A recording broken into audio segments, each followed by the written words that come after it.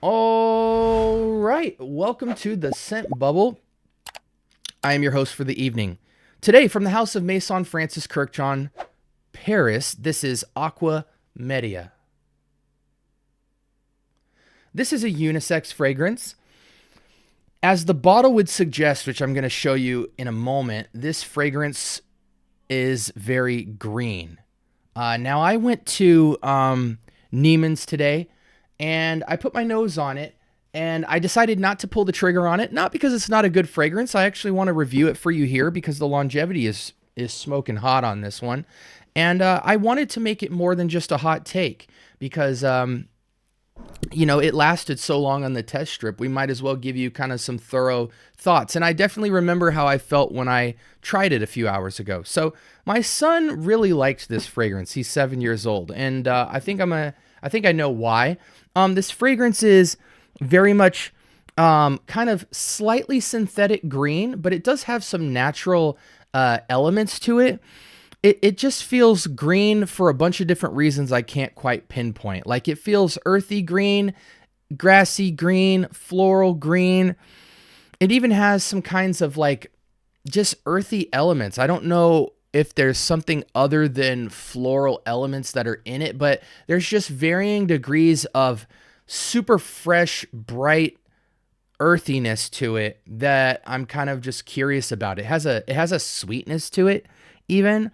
But it's just kind of this very fresh citrus feeling, and then it has like this combination of floral elements. Like, it has its soft moments. It feels powdery.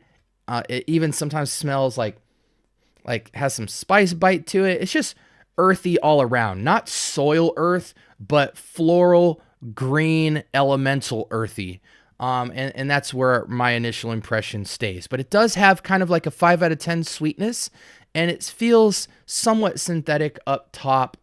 Just the tiniest bit, guys. It has the ton of freshness around it.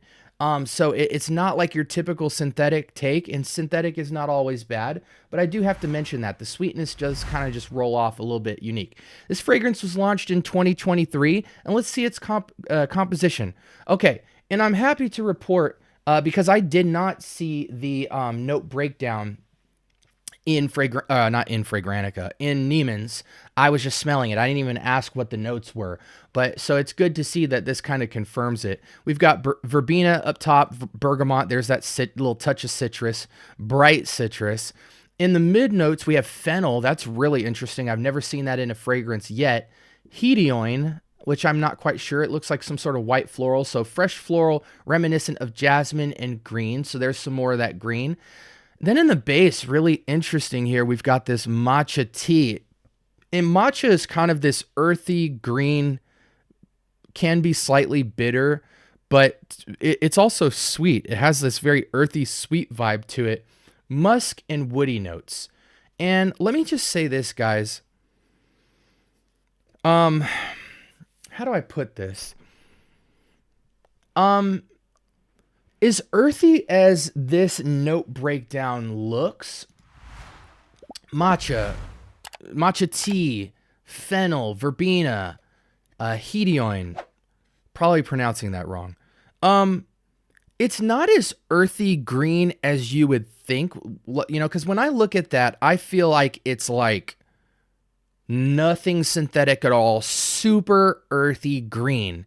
And there absolutely is elements of that vibe, but that's the secondary note to the primary note, which is kind of this like sweet white floral, but it translates green. Like, the white floralness of it is that it's light, airy, and soft, slightly sweet, but the greenness of it is just that it's tinged, and I think it's tinged with this slightly synthetic sweet that I'm not sure what it's coming from. It might be a combination between the hedioin, the matcha, and the bergamot. So it both feels synthetic, slight synthetic green, but then behind it is all of this green freshness that has a bit of weight to it. It almost feels like a unisex, slightest bit feminine leaning, like Bath and Body Works type of green, floral, earthy vibe, but it's very upscale. Like it's levels above Bath and Body Works, but it does just seem like it comes from like an evolution of that type of material, for lack of better words, or those type of sprays and things like that. It almost even has like a soft pear note kind of vibe from it. It's not in there at all, but just the sweetness, that earthy sweetness kind of just reminds you of something. Like, is there something fruity there? And I don't quite know. Again, I think the only thing that could be tinging that level of sweetness is kind of this white floral sweetness and this matcha sweetness. If you've ever had matcha, you know what I'm talking about. But this is a decent fragrance, guys. I call this a solid 8 out of 10. It's certainly above average, only because of its quality, not necessarily its DNA. And it does have some unique notes in it that have kind of tinged it a certain way. But I think this isn't going to be an unfamiliar fragrance to you. The background is going to be unique and interesting, but the foreground of this kind of soft, green, sweet vibe is going to feel very like, oh yeah, like I don't know what particular fragrance I've had that smells like this, but I've certainly smelled stuff that smells like that before. So I give it above average. What gives it that extra notch is just the quality. Occasions for this, I think women would absolutely love a fragrance like this because it's so easy to wear. It's almost like upscale, casual. Like it's meant to be a casual fragrance, but you're also meant to smell rich while wearing it. It has a good deal of sophistication in it. But it's playful, it's light, it's airy. If you're one of those females that doesn't like, you know, overly sugary fragrances, you want to smell fresh, you want to smell like this natural beauty, fresh, sweet. This is your fragrance totally. And as a man, you'll have that same take. If you're familiar at all with like Amyris, or I forget what it is, gentle fluidity or anything like that. Like this is in that wheelhouse of kind of men can rock it too, and it's easy to wear, but it's super inviting, and it's got low level of sweetness, but a heavy dose of beauty behind it. And so it's really in my wheelhouse for a great type of fragrance I would normally wear, but I typically tend to lean towards Amyris Extrait. But Amyris Extrait's a little bit more fizzy and sweet than a fragrance like this. So this, I would certainly wear this, but it's not my type of DNA for upscale casual. But it's really cool. Like it's one of those fragrances I would buy for my wife, and then I would occasionally use it. You know what I'm saying? But yeah, I hope this was helpful for you guys. The price tag on this is pretty hefty. It seems like it runs, let's see what Max Aroma is selling it for. They don't even have it. Who has it?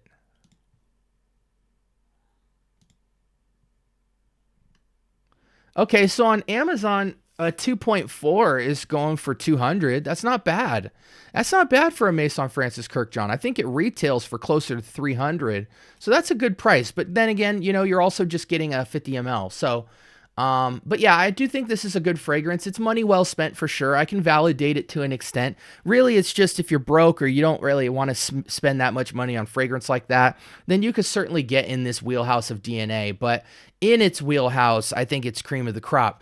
It's not that special as a DNA. That's why I only give it an 8. And I think it's only going to have about a solid 8 to 10 hours of great longevity, but I think it will die down. So it'll be less projective after like 4 hours. That 4 to 8 hour marker, I think it'll feel very light. You'll still catch wafts of it, but it'll be a fragrance where you'll have to be within 2 feet of somebody to really pick it up. Upscale casual, playful, daytime fragrance, playful, out of the shower vibes, has a slight tinge of Bath and Body Works green sweet vibe to it, but it still smells expensive nonetheless. I give it a solid 8 out of 10. It's a good fragrance. Let me know in the comments if you guys have this fragrance. I think it's perfectly unisex, but I do feel like women would gravitate to this fragrance more than men would. And that's okay. This is a fragrance I think both of you guys can rock. So if you're in a relationship, I think this is a great middle ground fragrance to pick up.